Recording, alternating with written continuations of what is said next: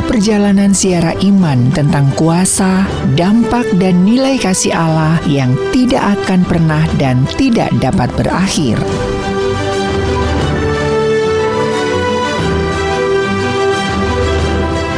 Salah satunya adalah peristiwa salib, yakni ketika Yesus Kristus Sang Anak bersedia untuk mengalami kematian di dalam dirinya sendiri demi menghadirkan pembebasan dari kuasa maut bagi kita. Inilah peristiwa yang sering dirayakan sebagai Paskah.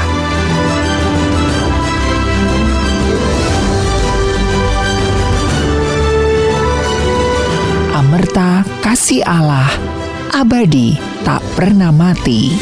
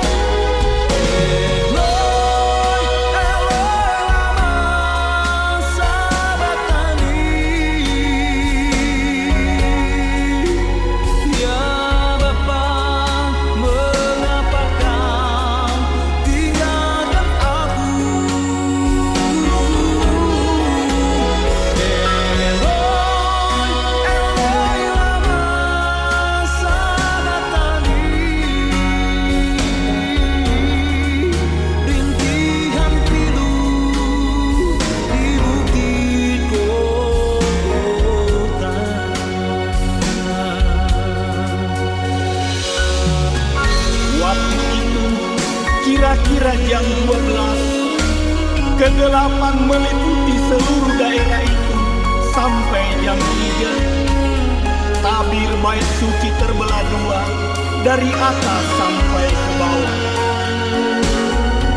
Dan terjadilah gempa bumi dan bukit-bukit batu terbelah.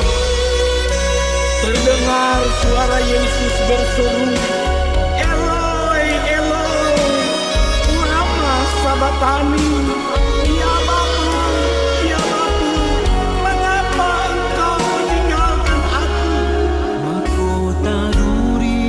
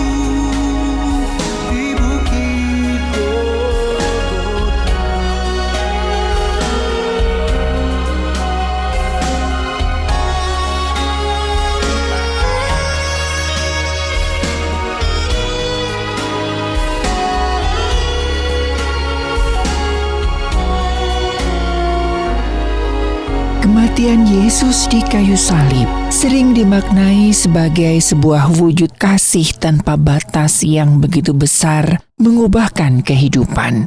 Tentu saja pemahaman ini tidaklah keliru, apalagi perlu dibantah.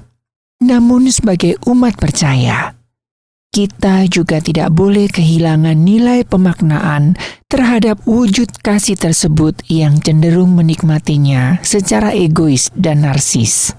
Justru peristiwa salib semestinya menjadi sebuah momentum peristiwa yang menggedor setiap kekerasan hati seorang percaya untuk melepaskan segala keberdosaan dari dalamnya, agar kemudian diisi oleh kasih Sang Kristus. Nubuatan mengenai kematian Sang Juru Selamat sudah dapat dilacak dari beberapa perkataan para nabi. Misalnya yang disampaikan oleh Nabi Yesaya. Kita dapat melihat dengan begitu eksplisit mengenai kondisi Sang Mesias yang dipandang sebagai raja, namun harus mengalami kematian dengan perlakuan yang begitu penuh hina dari manusia yang justru sedang diperjuangkan olehnya. Perkataan Nabi Yesaya sesungguhnya menampilkan kenyataan yang begitu dramatis dalam peristiwa kematian Sang Mesias. Pasalnya banyak orang tidak menyadari bahwa sosok yang mereka permalukan dan bunuh adalah Dia yang sedang berkarya untuk menghadirkan keselamatan bagi mereka sendiri. Nabi Yesaya berkata, "Ia dihina dan dihindari orang, seorang yang penuh kesengsaraan dan yang biasa menderita kesakitan. Ia sangat dihina, sehingga orang menutup mukanya terhadap Dia, dan bagi kita pun Dia tidak masuk hitungan. Tetapi sesungguhnya penyakit kitalah yang ditanggungnya dan kesengsaraan kita yang dipikulnya. Padahal kita mengira Dia kena tulah, dipukul, dan ditindas Allah."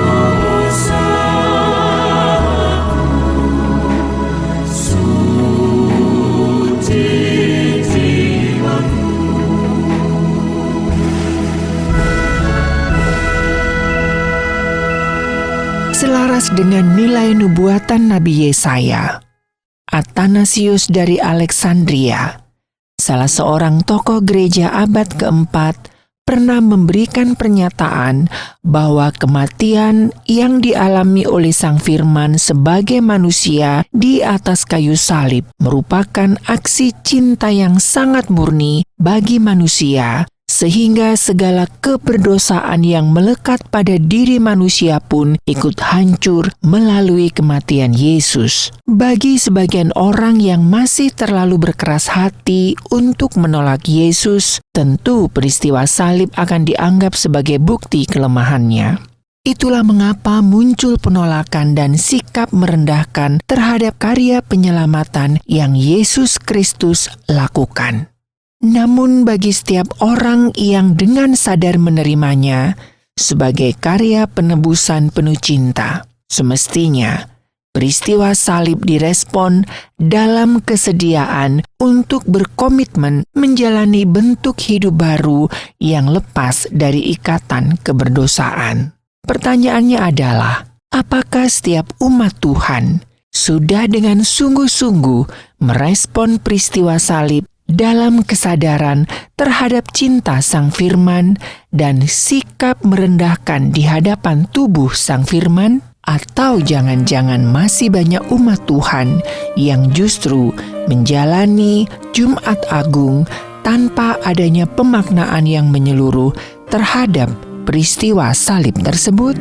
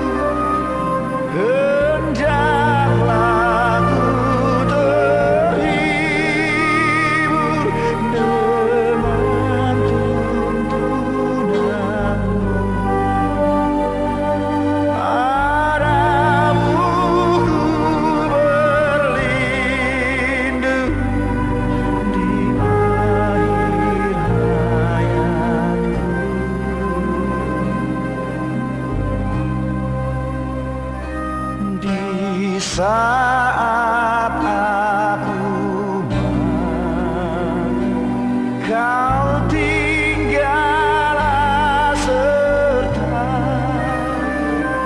di pintu maut nanti. Ya Tuhan, datanglah di kala kecemasan menghimpit hatiku. Berilah kekuatan berkat sengsara. Berilah kekuatan berkat sengsara.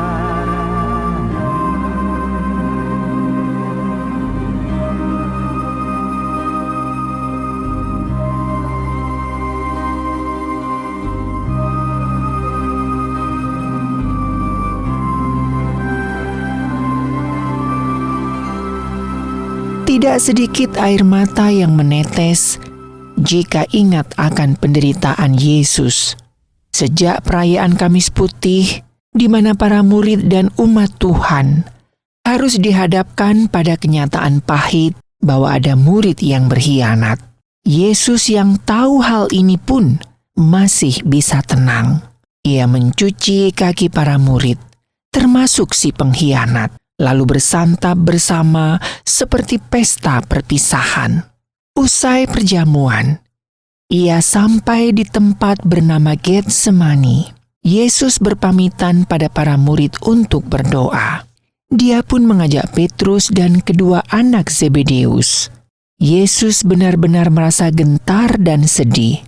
Dia meminta mereka untuk tinggal dan berjaga-jaga. Dia juga mengungkapkan kegundahannya pada Bapa di sorga. Tengok saja, Yesus berdoa tidak untuk memohon agar dijauhkan dari penderitaan dan rasa sakit. Ia justru memasrahkan segala sesuatunya kepada Bapanya. Kemudian ia ditangkap dan diadili. Yesaya menggambarkan Yesus dalam kondisi memprihatinkan.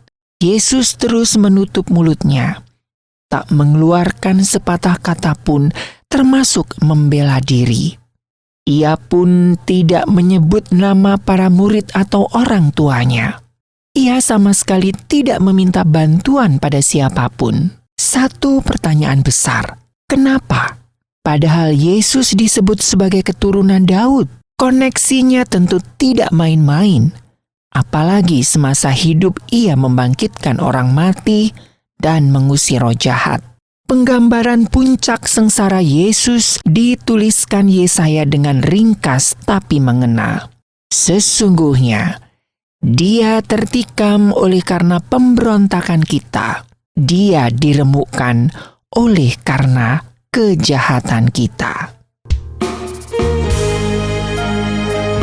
Sambil memikul salibnya, ia pergi keluar ke tempat yang bernama tempat tengkorak. Dan di situ ia disalibkan mereka.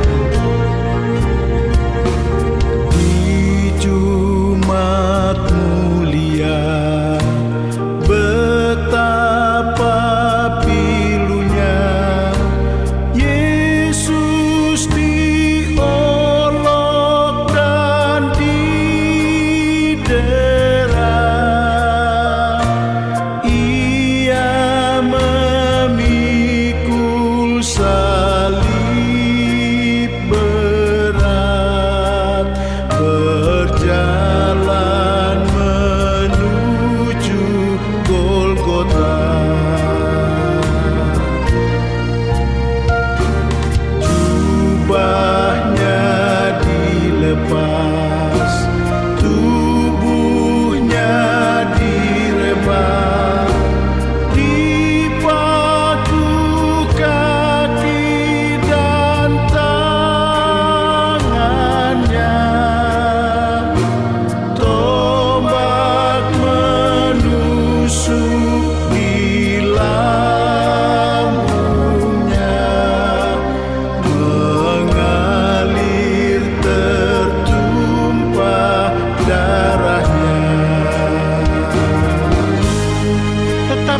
Dia tertikam oleh karena pemberontakan kita.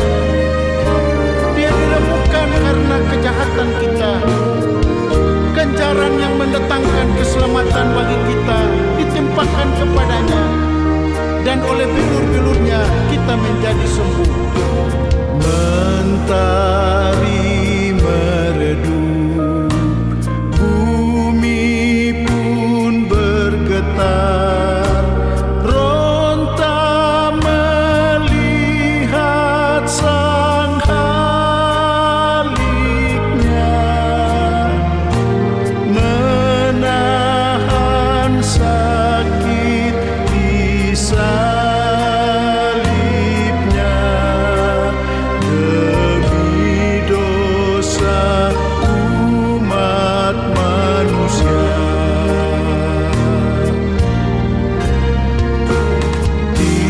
Tibalah saatnya, Yesus pun berserah ke dalam tangan Sang Bapanya.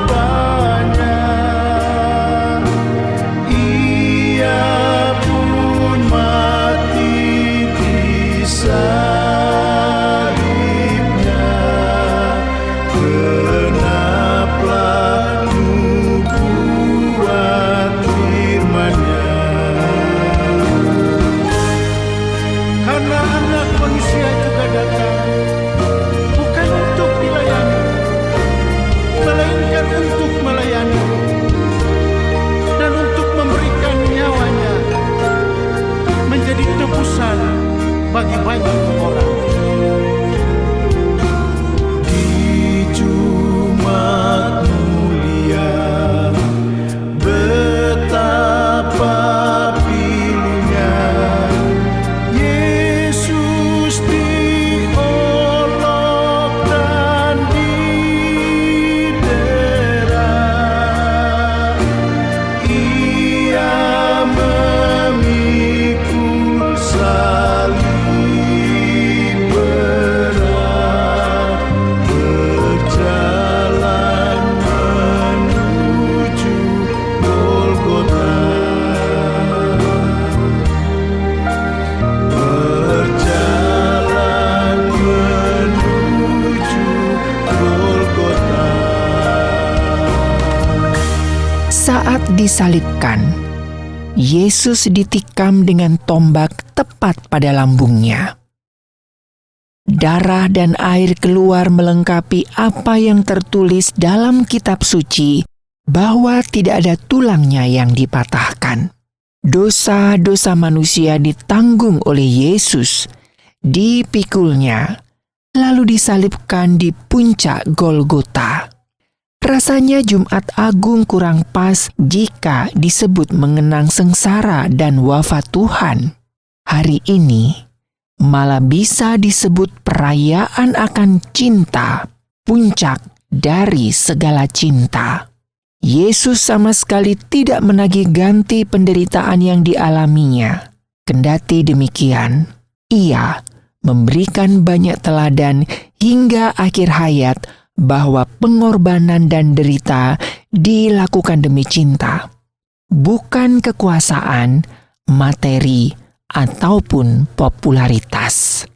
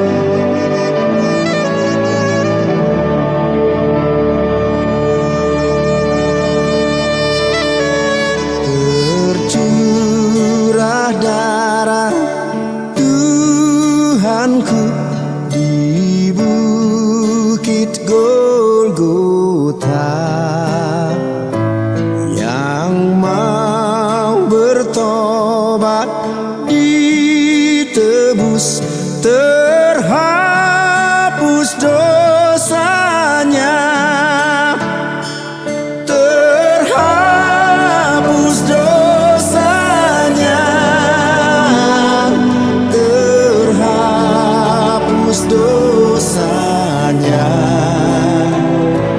yang mau bertobat ditebus, terhapus dosanya.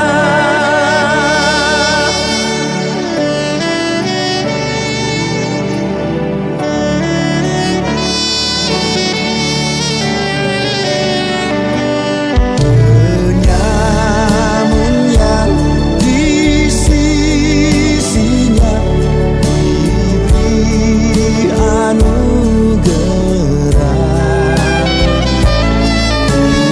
Aku yang penuh celah dibasuh darahnya,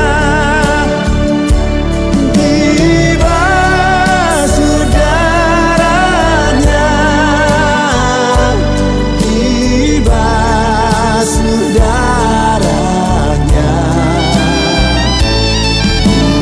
Aku yang penuh celah dibasuh darahnya.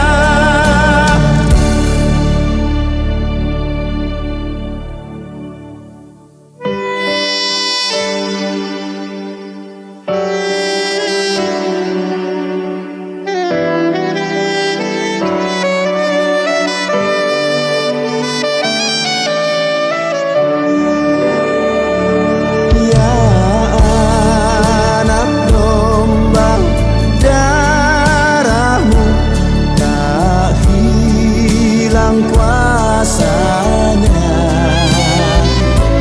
sehingga selamat umatmu dan suci selamanya, dan suci selamanya, dan suci selamanya, sehingga selamat umatmu dan suci selamanya, sehingga selamat umatmu dan suci selamanya, dan suci selamanya.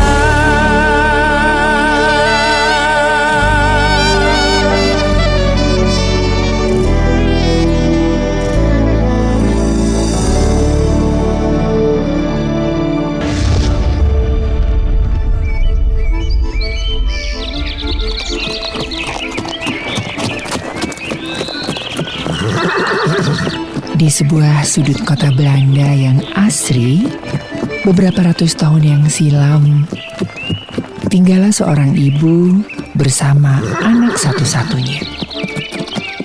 Sang ibu sangat mencintai anaknya, sehingga rela membanting tulang hingga anaknya dewasa.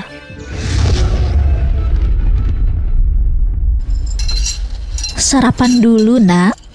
Itu ibu sudah siapkan. Ini lagi. Apa tidak ada yang lain? Sudah bosan aku makanan seperti ini. Cuma itu yang ibu punya, Nak. Ibu sudah tidak bisa lagi bekerja seperti dulu. Kalau bisa, cobalah kamu cari pekerjaan. Itu juga kan buat kamu sendiri. Ibu tidak minta apa-apa, Nak. Ibu pikir selama ini saya pengangguran? Ibu pikir cari pekerjaan itu mudah? Ibu tahu, Nak. Tapi pekerjaan kamu itu tidak benar. Itu salah, Nak. Ibu tahu apa? Memang ibu bisa memberikan kekayaan selama ini? Tidak kan? Sudahlah, ibu jangan terlalu ikut campur urusanku. Ibu urus saja diri ibu sendiri.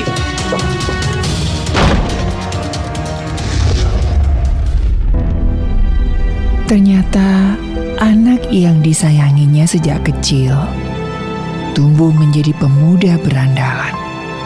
Setiap hari, si ibu hanya bisa menangis dan berdoa. ya Tuhan, lindungilah dan jagai anakku.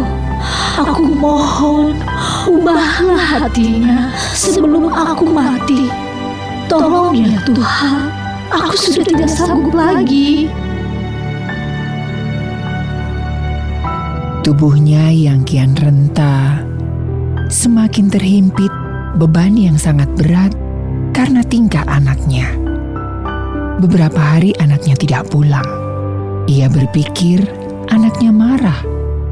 Hingga 1 minggu berlalu, anaknya pun tak kunjung pulang.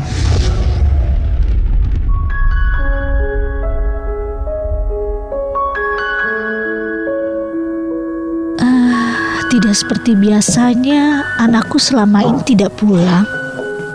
Apakah dia benar-benar pergi meninggalkan aku? Di mana kamu, Nak? Dengan lesu, sang ibu tetap menunggu anaknya pulang. Hingga sebuah berita mengejutkan dirinya. Ternyata anaknya berada dalam penjara karena terlibat satu kejahatan besar yang mengancam negaranya. Segera sang ibu menuju ke istana.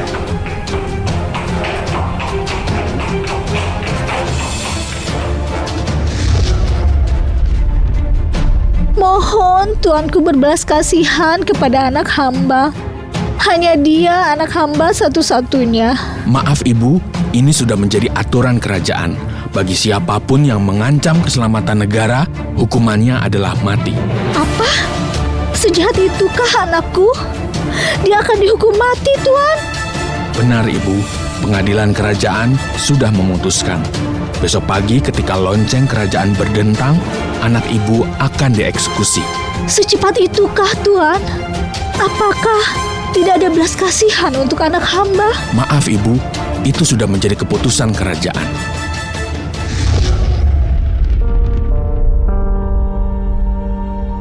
Sang ibu hanya bisa pasrah dengan apa yang akan terjadi pada anaknya. Hingga tengah malam, dia tak mampu memejamkan mata, membayangkan kematian anak satu-satunya.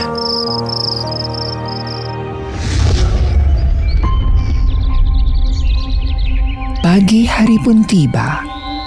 Banyak warga yang berkumpul di halaman istana menyaksikan eksekusi mati tepat saat lonceng kerajaan berbunyi. Seorang pemuda berada di tengah lapangan dengan berlinangan air mata, siap menerima hukuman. Hingga waktu yang ditentukan, lonceng kerajaan tak juga kunjung berdentang. Petugas, kenapa lonceng kerajaan tidak berdentang? Ampun tuanku, kami sudah berusaha menarik tali sekuat tenaga, tapi lonceng kerajaan tak berdentang juga tuan. Sepertinya... Lihat, apa itu? Kenapa tali lonceng berlumuran darah? Hah? Ada apa ini? Wah, ada tubuh wanita tua terikat di bandul lonceng tuan. Ini yang membuat lonceng kerajaan tak berdentang.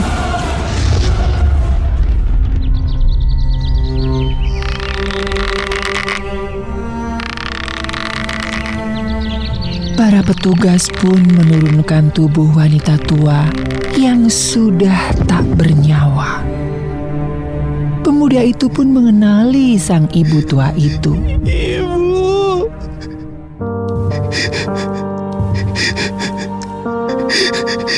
Ibu. Kenapa ibu melakukan ini untukku, Bu? Aku anak yang durhaka. Kenapa ibu berkorban hanya demi aku? Ibu. Ibu. Ternyata diam-diam ibu tua itu menyelinap ke istana tengah malam dan mengikatkan dirinya ke bandu lonceng agar lonceng tak berdentang, sehingga hukuman mati dibatalkan. Begitu besar kasih ibu kepada anaknya. Begitu juga dengan Bapa di sorga. Begitu besar kasihnya, sehingga ia menanggung hukuman kita, manusia yang berdosa. Jalan Via Dolorosa saat di Yerusalem, seorang tak berdosa disalibkan, dicaci dan dihina, diteriakan kematiannya.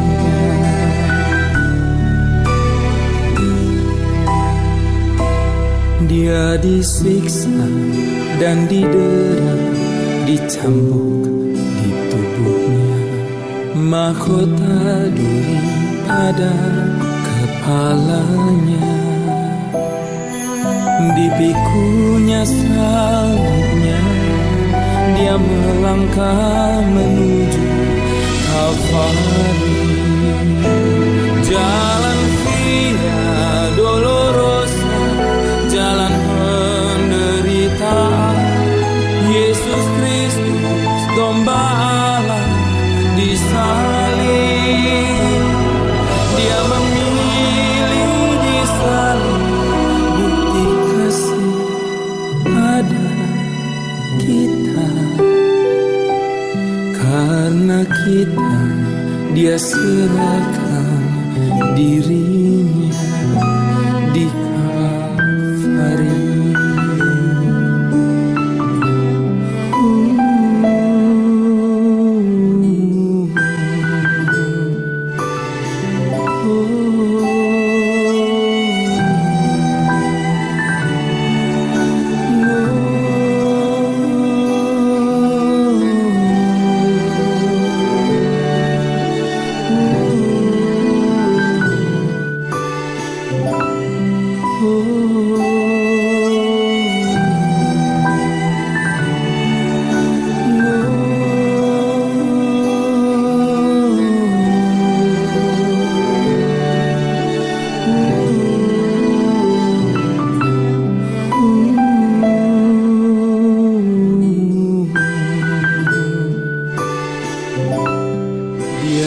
Disiksa dan didera, dicambuk di tubuhnya, mahkota duri pada kepalanya.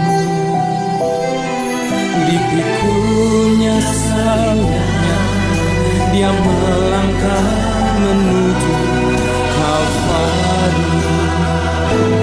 Jalan Via Dolorosa, jalan penderitaan.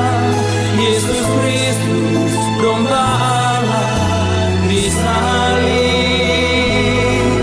Dia memilih disalib, bukti kasih pada kita. Karena kita, dia serahkan dirinya di Kalvari. Darahnya mengalir, membasuh dosa, membukakan jalan kepada Allah. Jalan Via Dolorosa, jalan penderitaan. Yesus Kristus, domba Allah, disalib.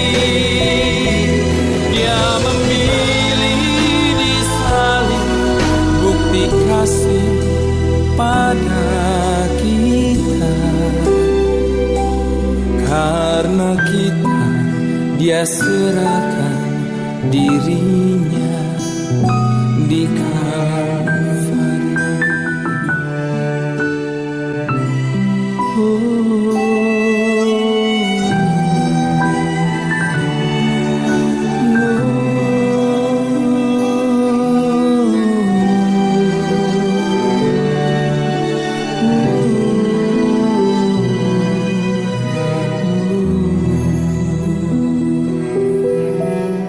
marilah kita mengintrospeksi dan mengkoreksi kembali hidup kita. Mungkin ada hal-hal yang telah menyakiti hati Tuhan. Inilah saatnya kita datang kepadanya, memohon pengampunannya. Marilah kita memaknai Jumat Agung ini dengan merenungkan secara mendalam bentuk kasih dari Sang Juru Selamat yang rela direndahkan dan mati demi menghadirkan keselamatan bagi setiap orang yang justru telah menolaknya.